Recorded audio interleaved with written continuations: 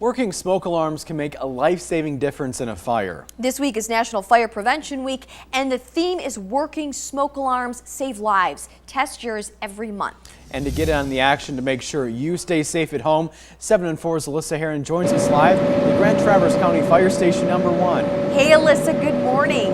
Good morning, Brendan and Melissa. Right now I'm joined with Lieutenant Chris Como, and we are going to take a look inside of the Fire Safety House. Now they take this around to all different kinds of schools to educate children on fire safety. Now let's head inside. First of all, if this were to be a real home, where do you suggest that fire alarms need to be placed?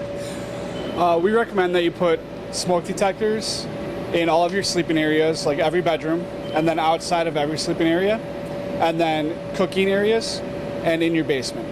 All right, well, very important. Now we're going to walk over, and I want you to tell us just a little bit about what families should have a plan if a fire were to take place. Where should they go? Can you just give us any tips on a plan for families?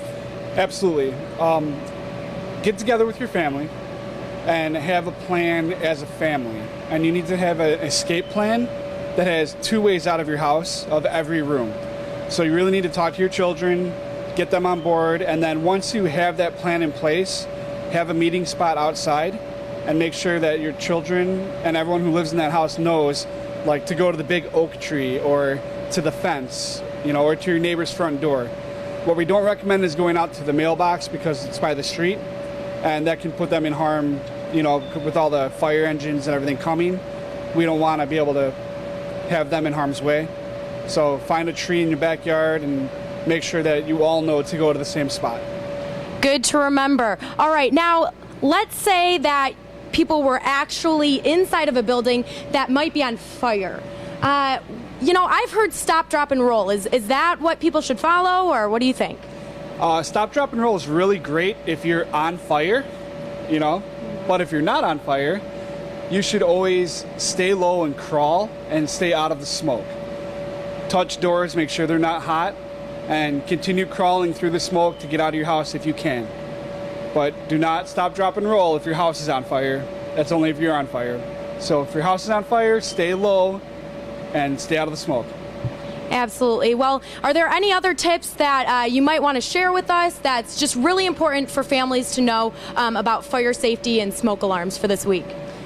Absolutely. Just make sure your smoke detectors are working, your kids know how to get out of their house, you guys have a plan, and that's pretty much it. It's a lot of planning and preparation and repetition with your children. Well, thank you so much for joining us this morning, Lieutenant. All of these tips and more will be on our website at UpNorthLive.com. Please take a visit. Reporting live in Traverse City, Alyssa Heron, 7 and 4 News. 7 and 4's Alyssa Heron is live this morning from Fire Station 1 in Traverse City. There she is. She's showing us how to be safe in your homes in honor of Fire Prevention Month. Good morning, Alyssa. Good morning, Melissa and Brendan. I'm joined here with Lieutenant Chris Como. Thanks for joining us, Chris. Anytime. All right, can you first just tell us a little bit about these different types of fire alarms and why they're so important to be placed in your home? Well, there's multiple types of fire alarms, obviously, and they all serve a different purpose. The ionization detectors are built more for fires that are flaming, actively flaming. They have 2 metal sensors and then ions go between them. When the smoke goes between them, it sets off the alarm.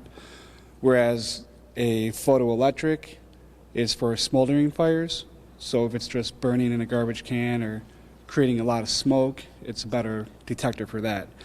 We also have, multiple types of detectors. For instance, this one right here is for people that are hard of hearing or legally deaf.